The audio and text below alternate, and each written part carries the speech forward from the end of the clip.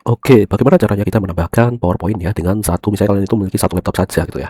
Sesuai dengan pertanyaan ya, satu laptop. Nah, sebenarnya kalau misalnya kalian itu memiliki dua laptop dan itu mau kalian hubungkan ke OBS Studio, nah kalian tinggal pakai capture card ya, teman-teman. Jadi nantinya dia akan ke sini nih.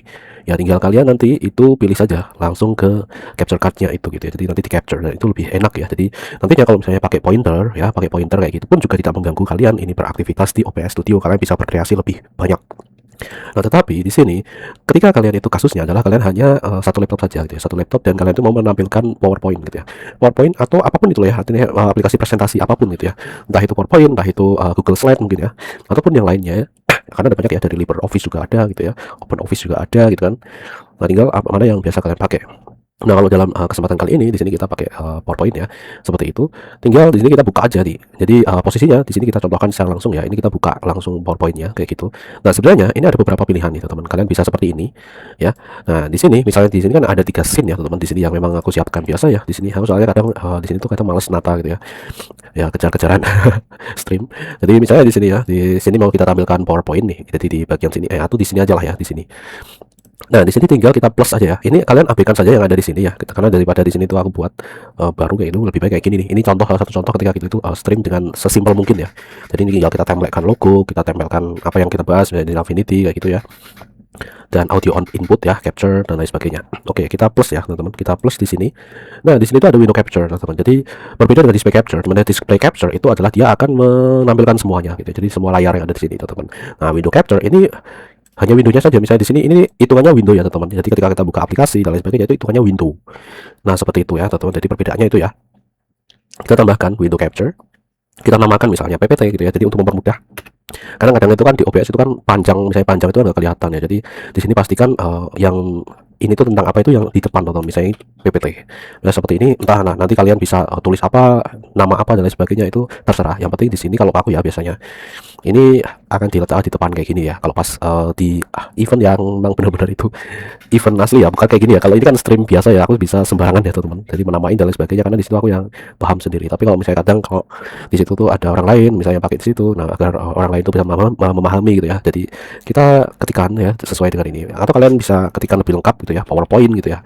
Poin gitu ya. Ya PPT udah biasa lah ya, teman-teman. Di sini PPT aja. Oke. Nah, setelah itu di sini kita bisa pilih nih. Yang mana? Ini kan nggak nampil nih. Nah, di sini ini belum nampil lah, belum diseleksi gitu ya. Jadi kalian harus pilih dulu source-nya. Misalnya di sini kan kita udah buka PowerPoint nih. Jadi di sini kita pilih yang PowerPoint exe. Nah, seperti ini. Nah, lubang kok tetap nggak nampil karena ini kalian hidden, teman-teman. Kalau ini di hidden ya, itu dia tidak nampil gitu, teman-teman ya. Jadi ketika kalian itu sedang menggunakan ini ya, PowerPoint kayak gini, menampilkan PowerPoint di situ, kalian jangan hidden ini, teman-teman. Ya, jadi ini biarkan ini kan bertumpuk ya. Kalian tinggal klik pada bagian ini, nanti kan dia akan tersembunyi. Cuman dia sebenarnya itu bertumpuk gitu ya. Berbeda kalau misalnya di sini itu kalian hidden, nah dia akan ya disembunyikan, teman-teman, di sini. Oke, jadi di sini dia harus kayak gini gitu ya. Nah, di bagian sini itu ada beberapa pengaturan, teman-teman ya.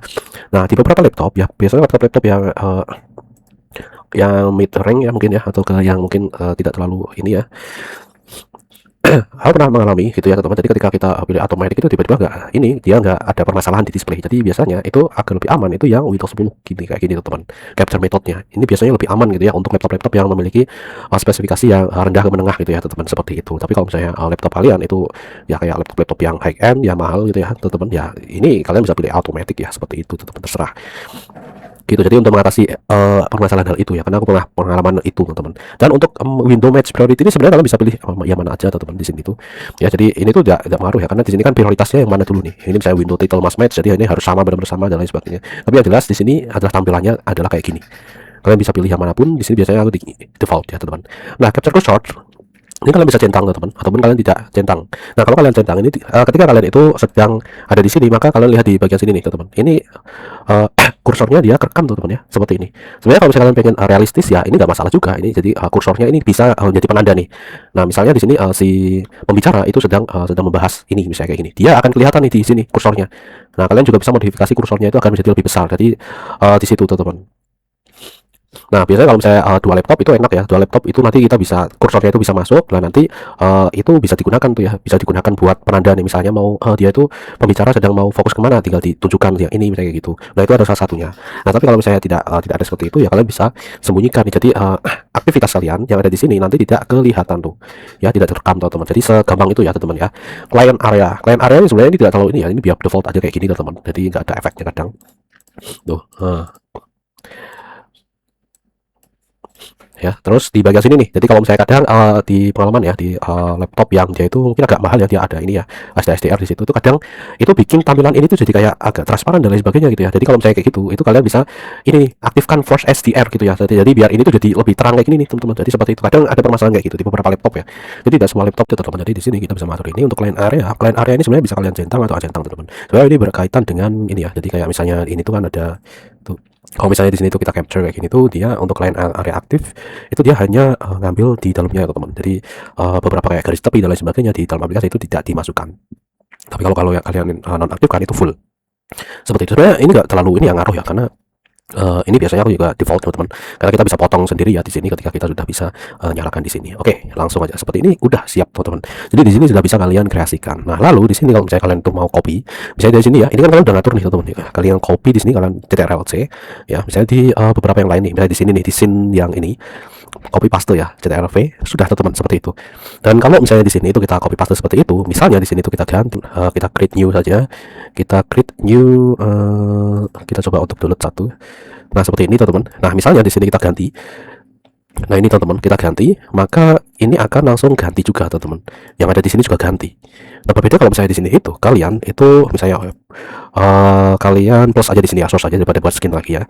Nah, seperti ini kita window capture lagi, misalnya di sini PPT2. Nah, misalnya seperti ini teman-teman. Nah, kita akan langsung copy ke sini. Maka ini dia nggak ini ketika kita ganti ya di bagian ini ya, kita ganti ke sini. Maka ini nggak ganti teman-teman. Di sini misalnya kita ganti ya kayak gini ya. Nah, misalnya di sini kita ganti ke geometrik yang tadi, ini nggak ikut ganti teman-teman. Jadi bedanya itu ya, kalau misalnya kalian copy, maka ketika kalian itu berada di scene yang lain, maka itu akan ikut ganti juga teman-teman. Jadi pengaturannya sama ya kayak gitu.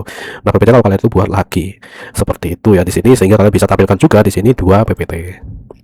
Nah, seperti ini ya, 2 PPT jadi 1.